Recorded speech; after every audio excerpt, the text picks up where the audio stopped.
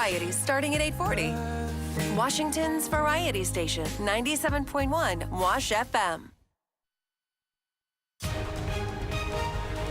Good morning, America. The urgent new warning about life-threatening cold. States of emergency declared as 2/3 of the country face plunging temperatures, from the Midwest to the South and Northeast.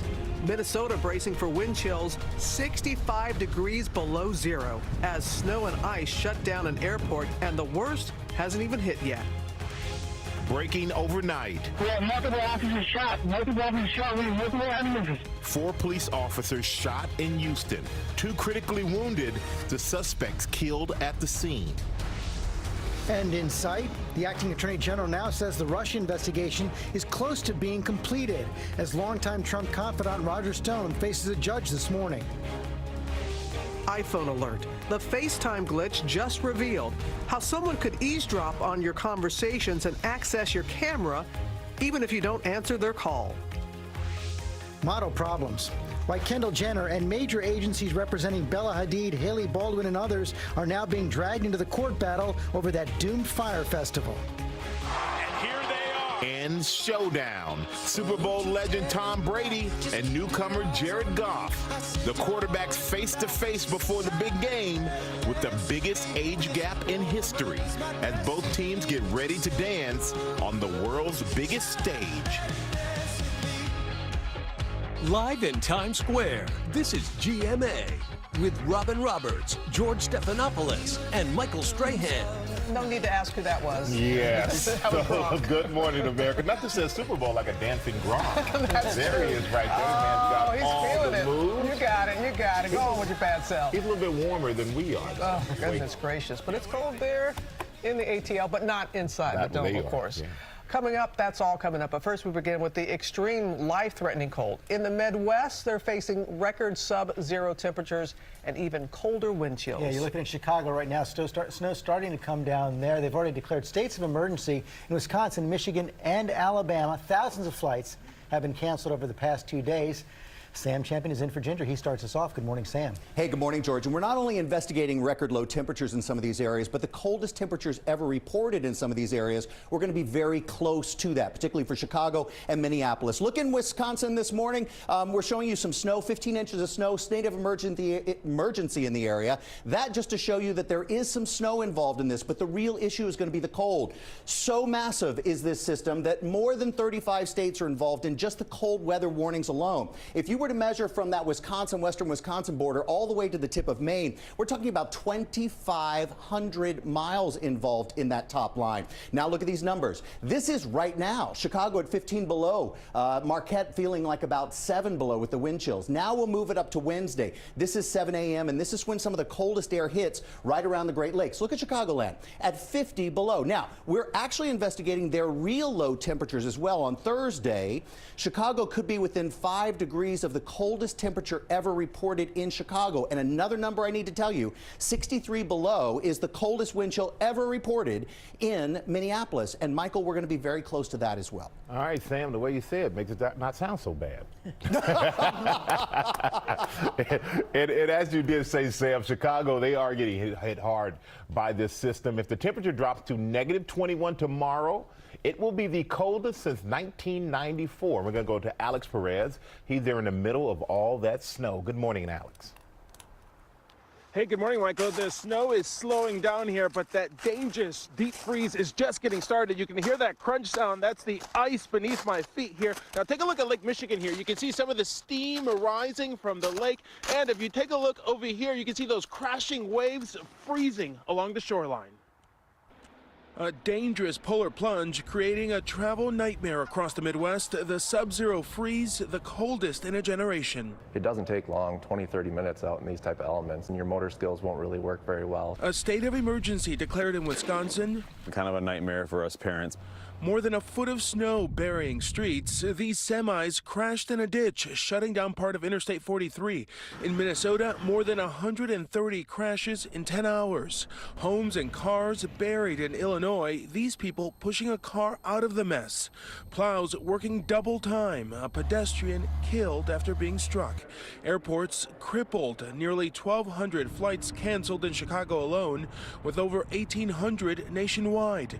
The Toledo airport in Ohio shut down after a plane got stuck in the snow. As that extreme cold creeps south, a state of emergency declared in Alabama. The city of Atlanta shut down. When we aren't proactive, you have black ice, you get wrecks on the connector. Schools and businesses closed as they brace for single-digit temperatures and snow as thousands of visitors pour in for Sunday's Super Bowl.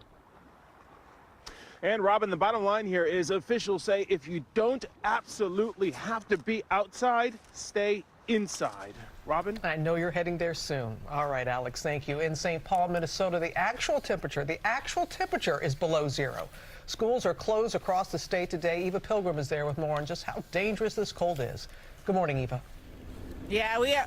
Good morning, Robin. Yeah, we're already below sub-zero. It feels much worse than that, and the temperature is only going to keep dropping here. You can see we have plenty of salt behind me. This salt is actually no good in these kinds of temperatures. It's not effective when it gets this cold on the roads, and this kind of temperature is incredibly dangerous. It takes less than half an hour to get frostbite when you're out in these sub-zero temperatures. I want to show you kind of why that is. My producer Brian is holding a thermal camera, and if you look at it, you can see that I'm all bundled up.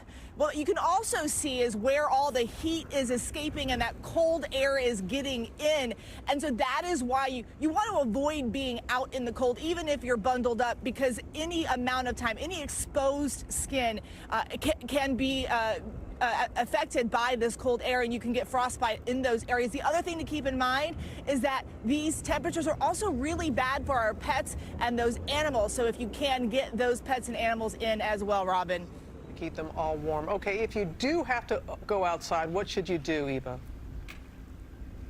Well, you know, you want to have all the gear if you're going to have to be out in this cold at all. Layer up, lots of layers. And the National Weather Service in Iowa is warning people this is going to be some of the coldest air many of us have ever seen. So try not to breathe so deeply and really limit the amount of talking that you're doing outside. Oh, as you are talking with us right now. Sorry about that, Eva. Okay, get inside as well. Appreciate it. Let's go back to Sam, and they're even feeling the cold down south, Sam. Oh, yeah, Robin, we're not done with this storm yet. Even though we've covered all the northern areas, let's get you down south. So we'll show you the snow that's around Yazoo City, Mississippi.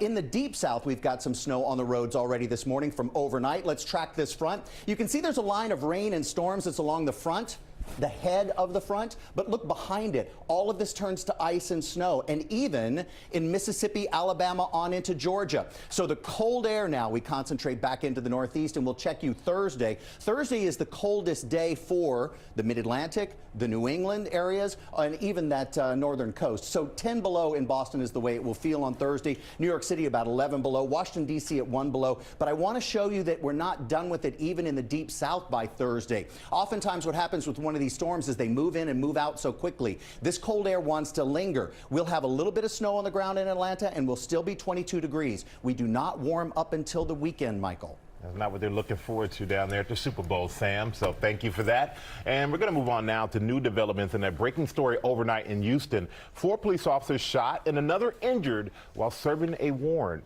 Marcus Moore is there on the scene. Good morning to you, Marcus. Michael, good morning. One of the officers who was shot in the shoulder was released from this hospital overnight, but 4 others are here recovering, including 2 in critical condition. Gunshots erupting as officers execute a narcotics search warrant at this Houston home. We have multiple officers shot. We have multiple ambulances. In the volley of gunfire, 2 officers taking bullets to the neck. 2 others also shot. Hurry up, blocking those streets off. The 4 wounded officers and a 5th who suffered a knee injury rushed to the hospital. One of them airlifted in critical condition. They got 3 life flight units headed out. 2 officers are in critical but stable condition, and we're hopeful that with the prayers of this community that they will recover. According to officials, the officers came under attack moments after they showed up. First time it had to be like 5. It was like rounds. Dozens of other officers later surrounding the house with the suspects still inside. but police say the two suspects were killed in the gunfight with officers. This has been a tough day for our city. Pray for them and pray for their families. And these are experienced police officers, including two sergeants in their 50s, all the way down to a 33-year-old police officer. Even the police chief this morning echoing that urge for the public to pray for them and their families. George. We are thinking of them. Okay, Marcus, thanks very much. We move to Washington now and the latest developments in the Russia investigation. The top official overseeing Mueller's work now says it may be close to completion as longtime Trump advisor Roger Stone heads to federal court this morning to face his charges. Our Chief Justice correspondent Pierre Thomas covering it all. Good morning, Pierre.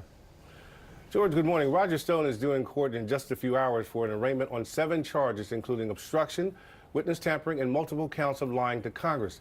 He's expected to plead not guilty in what should be a pretty quick hearing, but there could be some drama today. Sometimes judges do not like a lot of talking outside their courtroom, and they issue gag orders. And the colorful Mr. Stone, also known as the dirty trickster, loves to talk. So, George, we'll see if he's allowed to hold court on the courthouse steps, George. And speaking about drama, Pierre, yesterday the acting Attorney General Matt Whitaker had a rare public statement about the timing of the Mueller probe. Well, he surprised us all, George, when he started talking about the case. He said he's been fully briefed and that he expects that Mueller will be wrapping up soon, George. And we don't know exactly what that means, but we are being told by sources that the Mueller investigation could be wrapping up in several weeks. And we're going to see Michael Cohen now, not in public testimony before the Congress, the president's former lawyer, but privately behind closed doors, the House Intelligence Committee next week. Yeah, we're hearing that February 8th is the date set for that, George. And also, we are told that he has 2 new attorneys. He's hired a former federal prosecutor and also a criminal defense attorney to help him through this process, George. Okay, Pierre Thomas, thanks very much. Also in Washington, State of the Union finally set. President Trump will deliver the address next Tuesday, February 5th, after talking it over with House Speaker Nancy Pelosi yesterday. You'll remember her original invitation was revoked during the government shutdown. This speech will come 10 days before the next deadline for a deal. Robin? And George, now to those new developments involving American troops in Afghanistan. U.S. and Taliban negotiators coming up with a framework of a peace deal that could end America's longest war. Our chief global affairs correspondent, Martha Raddatz, has the latest. Good morning, Martha. Good morning, Robin. U.S. officials say these talks have been very encouraging and productive that could bring an end to this 17-year war. The Taliban is hoping the Americans will withdraw all of its 14,000 troops in exchange for a ceasefire and other promises. There's already a withdrawal of half of those troops planned, but President Trump has made clear he wants out of Afghanistan eventually. But present and former U.S. officials have been warning Trump that a complete withdrawal of our forces would leave the U.S. vulnerable to terrorist attacks.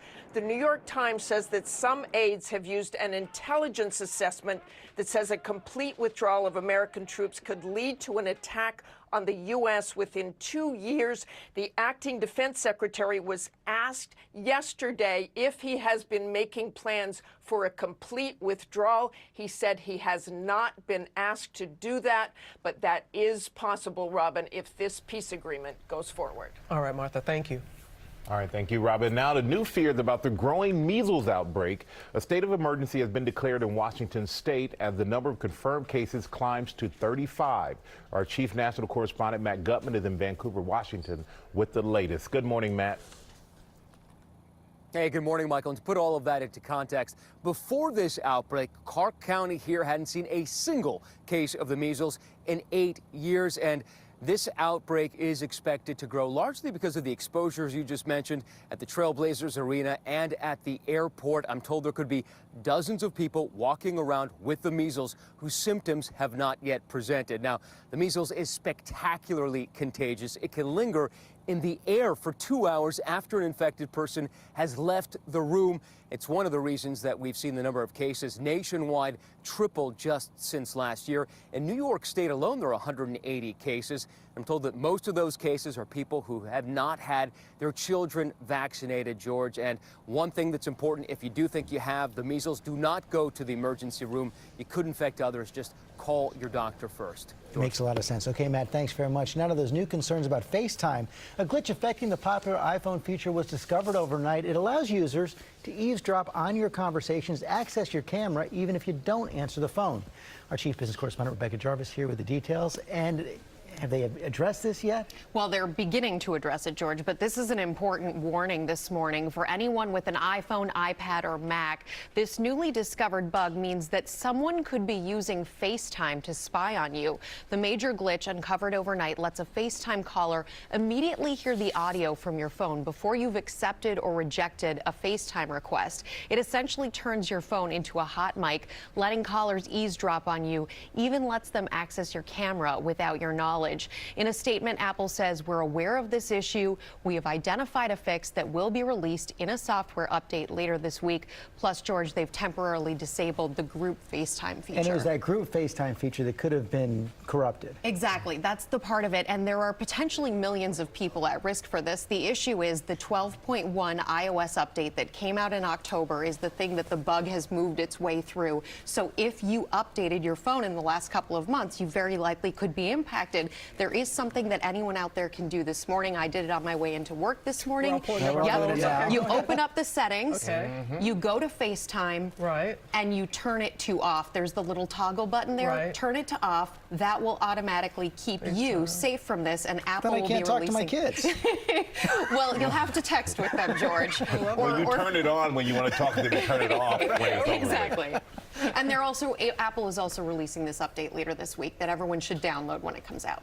Rebecca, thanks very much. I'm going to miss the girls. Let's FaceTime during the show. I'm going to miss seeing them. Oh, too bad. It'll be all right. They'll understand. And now we're going to go to the big game. Talking about the Super Bowl. It's just 5 days away. And last night, both teams took center stage at opening night. The two quarterbacks, Tom Brady and Jared Goff, right there next to each other. And T.J. Holmes is here with more. And T.J., Brady was asked if he had any advice for the young quarterback. Well, Strahan, during your career, did you ever, before a big game, give advice to your opponent? No, of course you didn't. And Brady didn't do it either. There's going to be a lot of emphasis on Brady versus Goff, the old guy versus the newcomer. But when you talk about expectations, it's more of a surprise that Brady, not Goff, is a Super Bowl quarterback. Super Bowl 53 festivities are officially underway in Atlanta, and Tom Brady and the Patriots, in particular Rob Gronkowski, are keeping things loose. Can't wait to hear from the dancing Gronk. Brady's loving it. The Patriots are making their third straight appearance in the Super Bowl, and Brady is looking for his sixth ring. He came face-to-face with the Rams quarterback Jared Goff, who was in elementary school when Brady won his first Super Bowl. What sort of advice would you give this guy as he gets ready to take on the big bad Patriots? I'm not giving him any advice. The two quarterbacks are separated by the largest age gap, 17 years, 72 days, of any starting quarterback matchup in Super Bowl history. For me, growing up, he was winning Super Bowls when I was young, when I was 7, 8 years old. So impressive, and a guy that I had looked up to throughout my whole childhood. But with all their differences, check out the similarities. Both quarterbacks grew up in the Bay Area. Both were 49ers fans. Both are huge fans of quarterback Joe Montana. Brady calls Montana his idol. Goff even wears Montana's old number, 16. Brady ultimately praised his young quarterback counterpart on what he's accomplished so far. First pick in the draft, a lot of expectation, and he's had an incredible year. All right, Brady was drafted 199th, Goff 1 overall. So different expectations, but they both end up in the Super Bowl. But I don't like that. There's no way I want to be around my opponent like that before the game. I don't want to see you. I don't want to talk to you. Or give you any advice. Afterwards, we're cool, but during, no. All right. No, not at all. All right, Sam's always cool. What you got, Sam? All right, Robin, just one important thing. Washington to New York, 3 to 9 p.m. tonight is that icy rain changeover. Here's your Tuesday trivia by Expedia.com. After months of wearing only a tiger costume, we're finally going on the trip I've been promising. Because with Expedia, I saved when I added a hotel to our flight. So even when she outgrows her costume, we'll never outgrow the memory of our adventure together. Unlock savings when you add select hotels to your existing trip. Only when you book with Expedia. Well, we're on storm watch. A little bit of some light snow coming with a powerful cold front. On average, a dusting to maybe 2 inches. The farther north you go, closer to the Mason-Dixon line, 2 to 3 inches of snow possible. So for the morning rush, mostly dry, just cold and breezy. Midday, wintry mix develops, but temperatures should be above freezing. We shouldn't have any road impacts, but a mix to snow likely for the evening commute. Tomorrow, 34, very icy in the morning, the coldest day this week. On Thursday, a few snow showers again, possible Friday. Models Kendall Jenner, Bella Hadid, and others are getting caught up in that new Fire Festival fallout. And backlash brewing over a new Ted Bundy movie starring Zac Efron. I want to come see you. I was really hoping you'd say that. Oh. People with type 2 diabetes